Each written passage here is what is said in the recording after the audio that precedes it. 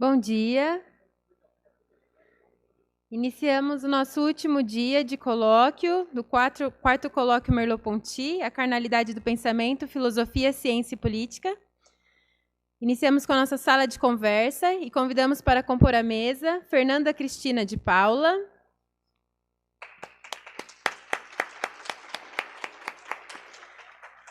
com a sua fala Convívio, Discórdia e Presença, Território, Lugar, Corpo e Política. Convidamos também Reinaldo Furlan,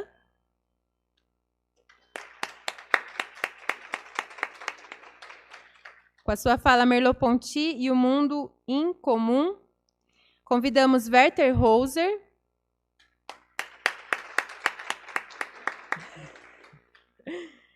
que nos falará sobre lugaridade e corporeidade.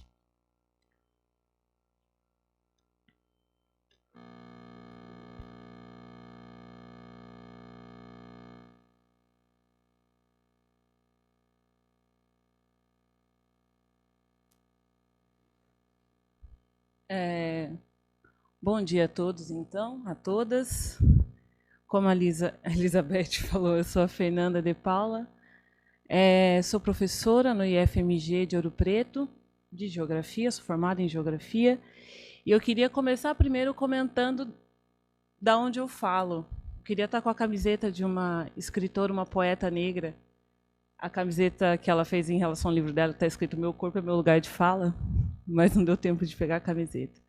Mas então, de onde eu falo, né? Que corpo é esse? Eu falo...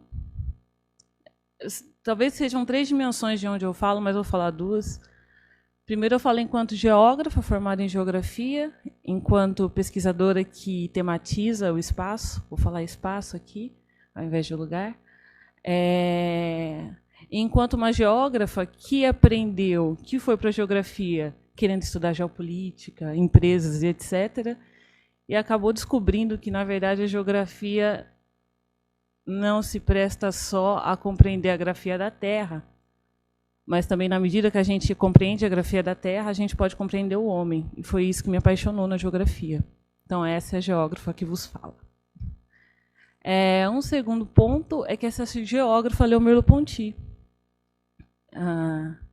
Começando pela estrutura do comportamento, chegando ao visível e invisível, sofrendo catarse a cada livro e quase chorando, quase chorando não, eu chorei, devo admitir, chorando, lendo o visível e invisível. Então, uma geógrafa que é leitora também de Merleau-Ponty, essa que vos falo. Então, começando a apresentação, né? Na verdade, eu quero convidar vocês a dar um rolê no shopping comigo. Um rolezinho.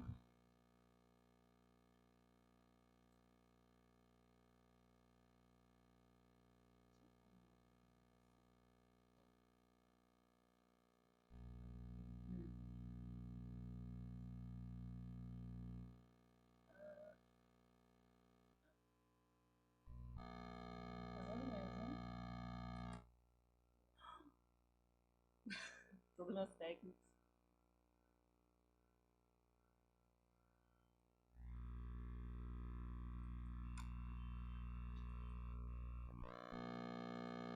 Será que ele não quer rodar para o LibreOffice? Não, não sei. Era um vídeo. Na verdade, não precisa, Eduardo. Era um vídeo, só que por conta da diferença de programas, eu creio que ele não vai rodar. Ele não está querendo rodar. Então, a gente fica com a descrição no vídeo. Na verdade, é um rolezinho no shopping. Em 2014, eles estão acontecendo agora também. Para quem não conhece o rolezinho, é um conjunto de jovens da periferia que marcam via Facebook e outras redes se encontrar no shopping para se conhecer, para se socializar, para se divertir, para olhar as lojas. Mas é um conjunto de, não sei dar uma dimensão, talvez 100 jovens que vão juntos no mesmo horário no shopping. E a verdade é que, desde que os rolezinhos começaram, os shoppings têm tomado algumas medidas, expulsar com bala de borracha, bomba de efeito moral, ou impedir a entrada desses jovens no shopping.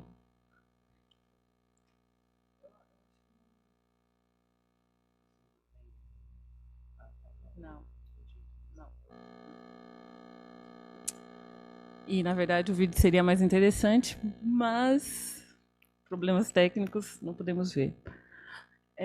Tudo isso para dizer, para começar um pouco da minha fala,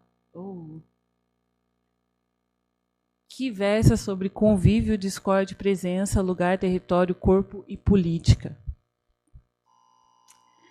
E aí, na verdade, o que está me interessando aqui, né? O que eu quero conversar com vocês? Para lançar as minhas pesquisas futuras, eu escolho tematizar ser um corpo negro. E aí está a terceira dimensão do meu lugar de fala, né? E esse corpo negro, ele vive e faz geografias diferentes, na medida em que é negro. Então, eu retomo rapidinho o Dardel, que foi bem apresentado pelo Eduardo. Numa passagem que ele está falando de geograficidade, ele diz que o homem é agenciado pelo ambiente geográfico. Ele sofre a influência do clima, do relevo, do meio vegetal.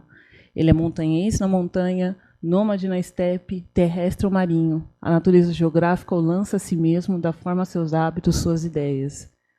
A gente não tem só o montanhense na montanha, a gente também tem o sertanejo no interior do Brasil, a gente tem o caiçara nos nossos litorais. E isso, na verdade, é o que a gente poderia dizer, expressões de geograficidade, desse homem que é ser geográfico, desse homem que, na medida que vive em certos lugares e espaços, tem certos hábitos, tem certas formas de pensar, agir e ser político. Mas aí eu queria, então, rasurar essa citação do Dardel. Não é só a montanha que vai dizer sobre a minha geograficidade. Não é só a estepe ou a planície, mas também e atualmente, o fato de ser negro, ou gordo, ou LGBT, ou qualquer outra alteridade. E aí a gente coloca muitas aspas na alteridade, né? Mas vejam, eu gostaria de convocar vocês a pensar e a sentir isso junto comigo. Esse é um quadrinho que foi feito pós a eleição.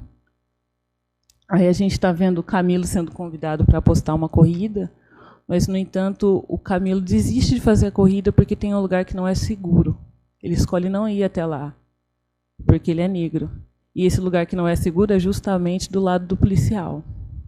Mas isso não vai muito longe. Meu irmão também é negro, alto, ele tem um problema, ele não tem sintonia fina da mão, então ele não consegue escrever. Para poder fazer vestibular, cursinho para vestibular e etc., ele teve que comprar computador, laptop, numa época em que isso era raro e caro. Meus pais, então, obrigaram meu irmão a, sempre que andasse com o laptop na mochila, na rua, ele teria que andar com a nota fiscal que comprovava que ele comprou o computador. Porque se ele não tivesse a nota fiscal, ele não ia ter tempo ou não ia ter meios de convencer o policial de que ele não tinha roubado o laptop. No limite, o medo da minha mãe e do meu pai não era nem ser preso. O medo era que meu irmão pudesse ser morto. Isso não vai muito longe também, gente. Lá, eu moro atualmente em BH e tem já tive 2 experiências de lojas que o segurança me segue. Tenho a impressão que, nada contra as pessoas loiras, meu marido é loiro, né, um clichê. Tenho a impressão que, se eu fosse loira, eu poderia, com a mesma roupa, com a mesma bolsa e etc., poderia andar tranquilamente, ou mais tranquilamente na loja.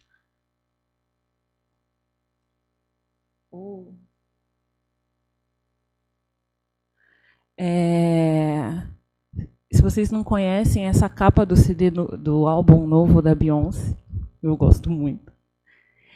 E esse álbum tem como música até Ape Shit, cujo clipe é ela e o marido trajados como se fossem reis e rainhas, tanto do mundo moderno quanto africanos, né? Do mundo moderno, assim, do mundo capitalista, consumista, etc., né? Jogando com essas 2 polaridades. E esse clipe deles no Louvre foi um acontecimento, porque eles estavam no Louvre. E eles estavam de costa para a Mona Lisa. Aqui, não dá para ver direito a capa do CD, não são eles, mas são duas pessoas negras, de cabelo crespo, ela penteando o cabelo de um homem negro e eles estão de costa para a Mona Lisa. Isso é de uma simbologia muito forte. Na verdade, o que a Beyoncé e o marido dela estavam querendo falar era rasurar a ideia de que arte só é arte se for a arte ocidental clássica e de que o negro pode, sim, estar nesses espaços. Né? De defender a presença negra nesses espaços. Sabe o que é interessante? Teve uma colunista da Veja, desculpem, pois é, uma colunista da Veja que escreveu sobre o clipe. E Ape Shit, que é o nome da música, né? Na verdade, é um termo que eles usam para dizer que, enquanto cantores e artistas, eles deixam a plateia louca. É um termo para dizer que a plateia ficou desvairada. No entanto, esse termo também é para falar de macacos, quando eles ficam muito bravos ou muito excitados, eles pegam um cocô e jogam aleatoriamente ou em outros. Essa colunista da Veja disse que Beyoncé e Jay-Z era de um mau gosto impressionante de invadir o Louvre desse jeito. Que, onde já se viu ficar de costa para a Mona Lisa, pessoas não são mais importantes do que arte. E que, no final da coluna, ela escreve que Jay-Z e Beyoncé, nesse afã de invadir o Louvre, estavam mais parecidos com os macacos dos quais eles falavam. Isso está publicado. Mas qual que é a questão aí? São pessoas negras vivendo certos espaços que, teoricamente, não se espera que elas vivam. Eu vou dar o último exemplo, juro. Fui professora da PUC, também da PUC de Campinas. Entrei junto com 3 amigos. E os 2 são brancos e homens, né? Só que a PUC demora 6 meses para entregar o crachá. E aí, para entrar no estacionamento, eu não tinha crachá. E várias vezes fui barrada pelos seguranças, porque eles falavam: você é professora da PUC? Cadê seu crachá?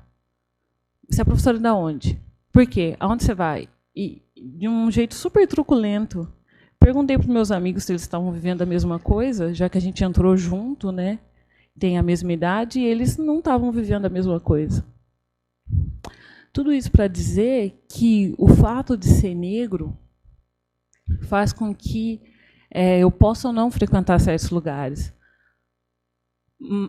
Não, pode, né? Ou frequento de uma certa forma, mas assim, eu só dei exemplos, entre aspas, negativos. Tem lugares que eu sou bem recebida, que eu posso frequentar, que as pessoas não se incomodam de me ver ali. No ônibus, lotado ou não, no terminal, na periferia, no bairro pobre, do lado da rodoviária. Nesses lugares ninguém me barra, ninguém estranha. E é isso. Então, o que eu estou querendo dizer é que, nesse jogo de onde eu posso frequentar porque eu sou negra, que lugares eu frequento em função de ser negra, onde eu posso entrar ou não em função de ser negra, onde eu estou tranquilo ou não em função de ser esse corpo negro, conforme uma geograficidade, conforme as geografias. Então, o que eu quero conversar com vocês, não só em mim, por ser negra, mas em vocês também. O que eu quero conversar com vocês, então, é que essa natureza geográfica é composta também por esse corpo. A gente tem que pensar nessa natureza geográfica, ela também feita de corpo. Esse corpo tem cor, tem altura, tem desejo, discurso, expressão, né? Melhor do que discurso. Que vai conformar hábitos e ideias. E na verdade, o que eu quero pesquisar agora. O fato, então, de ser um corpo negro nessa sociedade, no contexto urbano brasileiro, que é racista e preconceituoso, vai engendrar uma experiência diferenciada dos lugares. Ser negro, então, conforma uma geograficidade, conforma uma geografia. E aí, por isso que eu também falei que essa terceira dimensão do meu lugar de fala, porque a gente pode pensar que eu estou justamente levando a cabo o que o professor Vanderlei comentou ontem. Foi ontem, anteontem, foi tão intenso que eu já não estou... de fazer, no caso, ciência, não dá para fazer sangue frio. Estou fazendo a partir da fenomenologia, não dá para fazer sangue frio. Então, estou escolhendo, ao invés de fazer uma pesquisa com olhar de sobrevoo, é uma pesquisa em que eu mergulho. E, na verdade, eu estou mergulhando do meu corpo para o meu corpo e para esses lugares.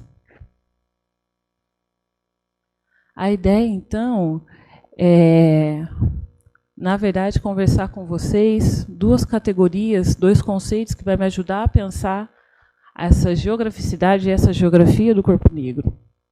Essas duas categorias da geografia são território e lugar. Eu estou mais interessada aqui em conversar com vocês, então, em colocar para debate, na verdade, como essas duas categorias da geografia vão ser deslocadas, encarnadas, ressignificadas a partir da leitura, ou melhor, a partir da adoção, a partir da postura ontológica do sensível, da ontologia do sensível. E qual que é o meu objetivo fazendo tudo isso, né? Essa pesquisa, na verdade, é tentar pensar a constituição da geograficidade desse corpo negro e, ao mesmo tempo, como essa geograficidade nos constitui e faz de nós os seres políticos que somos. De uma certa forma, eu estou passando pelo que o professor Franklin estava comentando, que gerou bastante debate, que ele estava perguntando o que nos condiciona. Se a gente já sabe que somos condicionados desde o nosso corpo, o que nos condiciona? O que nos faz agir?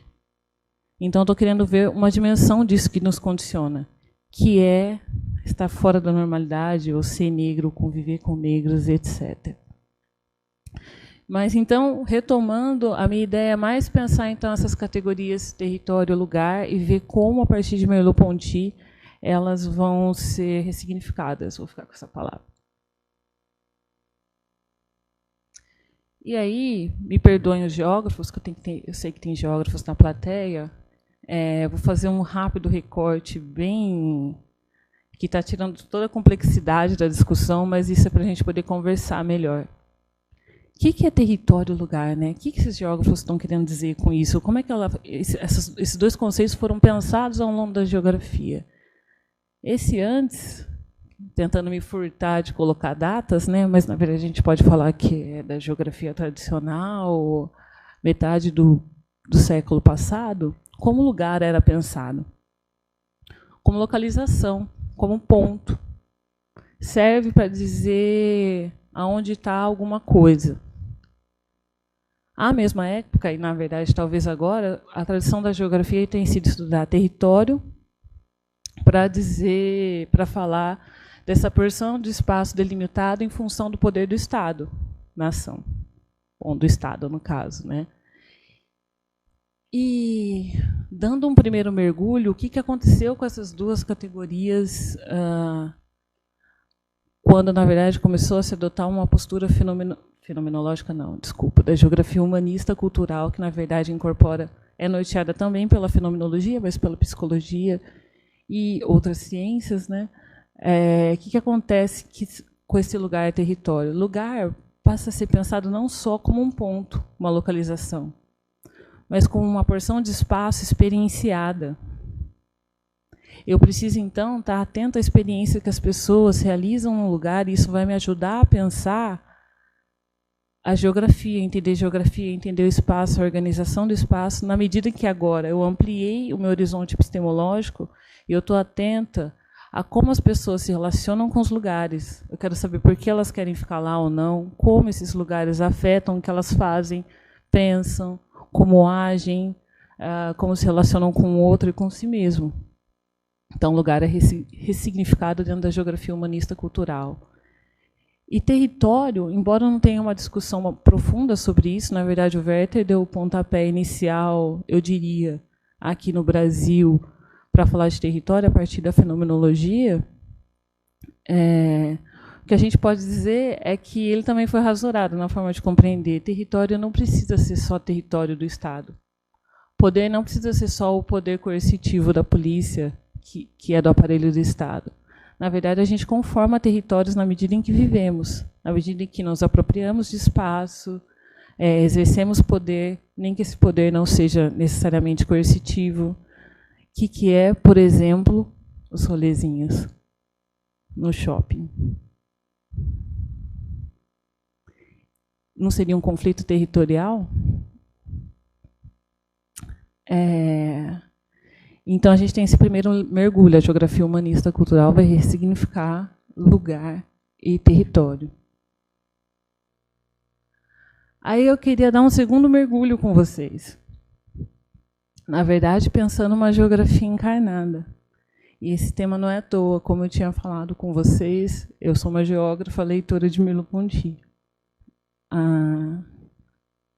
E como é que começa a história, né, de geografia encarnada? Na verdade, é uma proposta de uma epistemologia para a geografia. Eu juro que a última vez que eu conto essa história, teve um colega geógrafo que perguntou para mim em 2008, Fernanda, você acha que o espaço influencia a gente a todo momento? E eu, enquanto geógrafa, né, que quer entender o espaço enquanto fator de explicação das coisas, não tive dúvida, falei, sim. Ele, você acha que o espaço está influenciando a gente agora? Sim. Como? Não sei. E aquilo ficou na minha cabeça.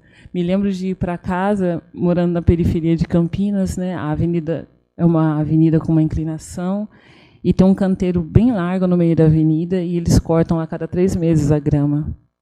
E nesse dia eles tinham cortado a grama, e eu olhava e falava, a grama está cortada. O fato da grama ter sido cortada me influencia quem eu sou, o que eu faço, o que eu penso. Essa mudança no espaço está me influenciando? E na época eu pensei, me perscrutei e pensei, não está me influenciando. Mas eu creio que naquela época eu não tinha uma virada ontológica que podia me ajudar a compreender isso. O que aconteceu, então, no decorrer desses 10 anos, talvez no meio do caminho?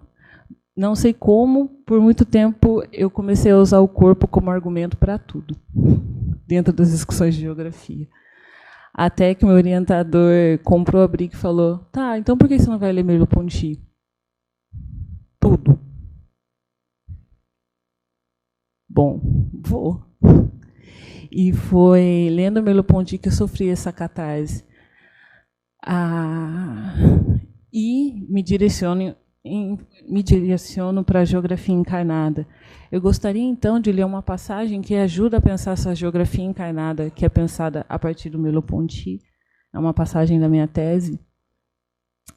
E, na verdade, é o seguinte. Estou dizendo ali, acompanhando Merleau-Ponty, que o nosso corpo tem uma relação de servidão e liberdade em relação ao espaço, em relação ao mundo, em relação aos lugares. E aí começa a leitura. Servidão, pois o corpo está sempre preso aos convites do mundo pela experiência sensível. O mundo, que é esse desenrolar de horizontes com seus lugares, ambientes, coisas, pessoas, cores, estilos, sons, regras, cheiros, movimentos, convida o corpo a escutar, a aquietar, a dançar, a passar, fugir, observar, se concentrar, se emocionar, ter cuidado, se descentrar ou rolar no chão. Eu gosto de falar, vocês estão aceitando um convite do mundo. Eu, com a minha voz ampliada, invadindo o espaço, na frente de vocês, estou convidando o corpo de vocês a prestar atenção em mim. Mas, ainda que o convite do mundo possa ser recusado, a recusa do corpo fenomenal não é outra coisa senão ir em direção a outro convite. Vocês podem recusar esse convite a prestar atenção em mim. Vocês podem se recusar saindo da sala, colocando um fone de ouvido, ficando no canto e começando a ler alguma coisa ou mexer no celular. Mas é sempre uma recusa em direção a outro convite. Então, não somos obrigados a aceitar o convite do mundo, mas não existimos fora desses convites, somos para sempre servo deles. Ao mesmo tempo, a relação do corpo com o mundo é também de liberdade, porque o corpo não é um autômato, um objeto determinável pelo exterior. Ele é corpo vivo. E, por corpo vivo, é preciso compreender que ele não é separado da consciência e que tem um poder de virtualidade e de significação que o permitem manejar o mundo, a relação de si mesmo com o mundo, de inaugurar um comportamento novo. Merleau-Ponty, 2000... bom, creio que eu vou pular essa parte. De qualquer forma, entre servidão e liberdade, a obra de Merleau-Ponty nos leva à seguinte constatação: eu sou um mundo. Cada pessoa é um mundo. Não existe nada em mim que não seja tributário da relação sensível entre eu e o mundo. Esse eu, que é corpo fenomenal, corpo que se move, corpo que pensa, corpo consciência, corpo que sofre o mundo. E aí eu peço, na medida em que eu vou ler esse parágrafo, que vocês se imaginem no seu quarto, tentando escrever um artigo, ou a tese, ou a dissertação. Eu me sei esse corpo, nós só nos conhecemos como sujeito, unidade, uno, na medida em que essa unidade está em relação com o mundo. Me sei essas pernas porque elas falam da cadeira onde estou sentada, da temperatura mais fresca desse canto da mesa. Me sei esses dedos porque eles digitam, exercem peso sobre o teclado e vivem essa dança sobre as teclas em uma comunhão tão perfeita que me faria pensar que dedos e mente parecem uno, e são. Me sei esse corpo inteiro porque ele está imbricado na luminosidade desse quarto, porque, buscando concentração, meu corpo cruzou o umbral da porta já no movimento de fechá-la e de forçar o silêncio, né? Sou escrava do mundo, preciso do silêncio e do isolamento para viver minha concentração. Sou livre do mundo.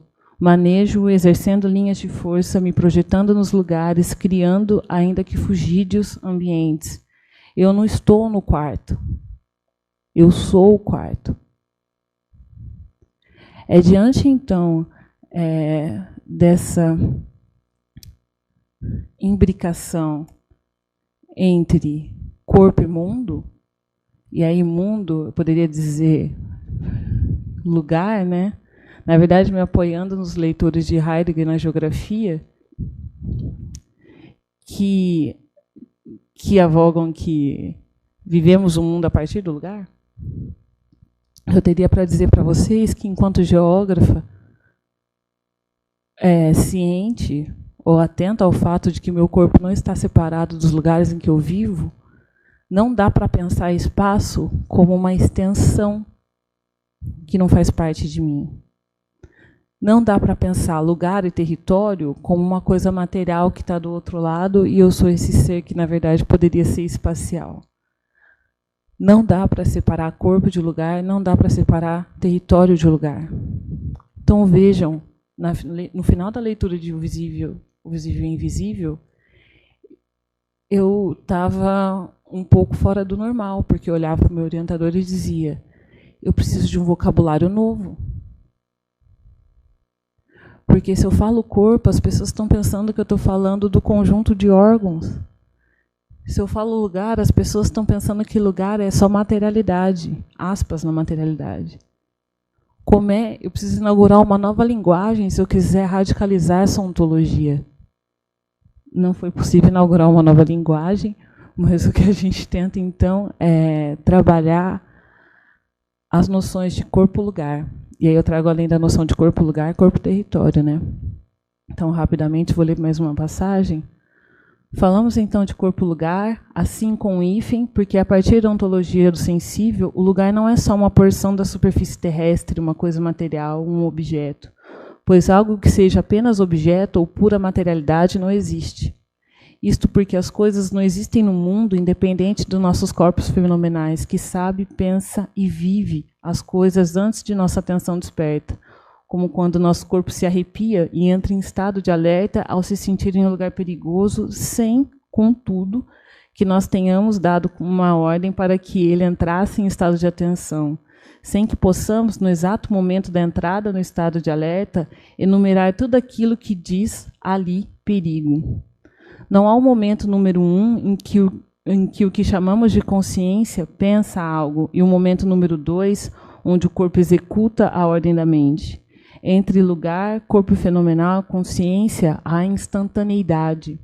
Eles são um só. O lugar sempre é já um repúdio, amor ou indiferença, um dado, um espanto, um comportamento, um onde valorado, mesmo se não intencionamos valorar. Todo lugar é matéria. Nenhum lugar, nenhum único é só matéria. Em outras palavras, a carne do lugar é feita de chão das pessoas que nele vivem, de relevo pela forma como vivem, de coisas naturais ou construídas, e de qual forma distribuídas pelo que as pessoas pensam nele, dele, pelo que sentem nele, por ele, em relação a ele. O sentir das pessoas constitui a relação que é a carne do lugar. E os sentimentos não são um dado imaterial, fruto de uma subjetividade apartada do mundo. E aí, né, trazendo Merleau-Ponty, os sentimentos, embora digam que sejam das pessoas, não pertencem exatamente a elas. Como poderia dizer Merleau-Ponty, os sentimentos em relação ao lugar são a devolução para o lugar daquilo que ele mesmo deu às pessoas. Então, no exercício de pensar o corpo não separado do lugar, que se desenha essa geografia encarnada, essa epistemologia. Mas aí é preciso dizer encarnada, ou dizer corpo-lugar com hífen, não basta para dizer que eu estou levando a ontologia ou radicalizando ela dentro da geografia. Na verdade, o exercício é de não mais falar... Não, você está brincando comigo. Desculpa, gente. O exercício não é só de levar... Até perdi a concentração. O exercício não é só de falar corpo-lugar, mas de... Não posso mais falar pessoas. Eu tenho que falar corpo-lugar, porque a pessoa é indissociada do lugar. Não posso mais falar lugar. Não posso querer entender o lugar sem passar pelo corpo das pessoas. Então, eu tenho que chamar os lugares, entre aspas, também de corpo-lugar. Fui estudar uma cidade no sul da França, Mourengues. Não dá mais para falar Mourengues. São corpos Mourengues, ou corpo Mourengues. E aí eu gostaria, então, vou passar rapidamente, de dizer que essa forma de pensar o lugar e o território, o corpo-lugar e o território, traz questões para levar, para construir, para compreender a constituição dessa geograficidade do corpo negro, ou a geografia do corpo negro. Uma desses elementos seria que, para entender os corpos-lugares, os corpos-territórios, em função de ser negro, é preciso dar atenção ao sentir, ao desconforto, ao amor, ao cansaço, desatenção, desejo. O que acontece quando vocês estão nos lugares? Nós estamos nos lugares, quando somos certos corpos lugares, quando somos certos corpos territórios. Quais lugares vocês amam? Em quais vocês ficam desconfortáveis? E aí eu preciso atentar que esse desconforto não é uma coisa que surge dentro de você, não é uma racionalidade pura, abstrata, que fez alguns cálculos, etc. Isso vem desde o corpo, em relação com os lugares. Tem alguma coisa acontecendo, então, no mundo, no lugar, no território, que é também parte do seu corpo, atravessa seu corpo. Então, o desconforto não é fruto só de você ou só do lugar. Ele é fruto da relação que se estabelece com o lugar. Então, que relação é essa? Um outro elemento é que os geógrafos têm, uma parte deles tem dificuldade em abraçar e trabalhar com as categorias de lugar e território a partir da geografia humanista. Porque eles ficam, lugar, mas então qual que é o limite do lugar? O lugar vai até onde, se você está focando o indivíduo, o subjetivo? Território vivido, esse território que se dá na experiência cotidiana, qual é a fronteira dele? Como é que eu sei que eu estou nele, que eu entrei ou não? E aí eu diria que, de novo, se a gente parte da discussão desde o corpo-lugar, a gente tem que procurar essas respostas no sentir. Eu sinto quando eu entro num território do outro. Desconforto, medo. Os homens passando pelo posto 17 de Ipanema, se não me engano é 17, que tem uma territorialidade dos gays, dos homens gays. Os homens héteros, na sua macheza, não sentem desconforto. Não está aí uma indicação de como a gente pode entender as fronteiras e o poder realizado nesses territórios? Não está no sentir? E aí eu não quero só... A intenção não é só desenhar as geografias, entender essas geograficidades, mas entender como elas nos constituem. E aí acho muito interessante o que Merleau-Ponty chama de engajamento tácito, se eu não me engano, em fenomenologia da percepção, mas ele volta a essa discussão também às aventuras da dialética, de que, eu não vou ler ali, mas de que muitas vezes a gente acha que tomou uma decisão, mas na verdade essa decisão já estava tomada. A gente pensa que está deliberando racionalmente, trazendo todos os prós e contras, mas dentro da gente, se a gente buscar bem, essa decisão já estava ali. Por quê? O que aconteceu? É a partir daí que o Merleau-Ponty comenta ou desenvolve que a gente tem um engajamento tácito que vem das coisas que a gente vive, da nossa relação com o mundo, com as coisas que acontecem a gente. E na medida que a gente lida com o mundo, que a gente é mundo, a gente vai tomando pequenas... A gente vai se fazendo e perfazendo. É, na verdade, isso que vai compor, o que vai orientar, eu diria, esse engajamento tácito. O que eu estou querendo dizer para vocês é que os corpos, lugares que somos e os corpos, territórios que somos, que vivemos com pessoas negras, LGBT e etc., essas vivências nesses corpos, lugares, corpos, territórios podem estar compondo aí o nosso engajamento tácito em relação a muita coisa, orientando os seres políticos que somos. E aí eu trago também uma citação dos Robert Sacks, um geógrafo estadunidense.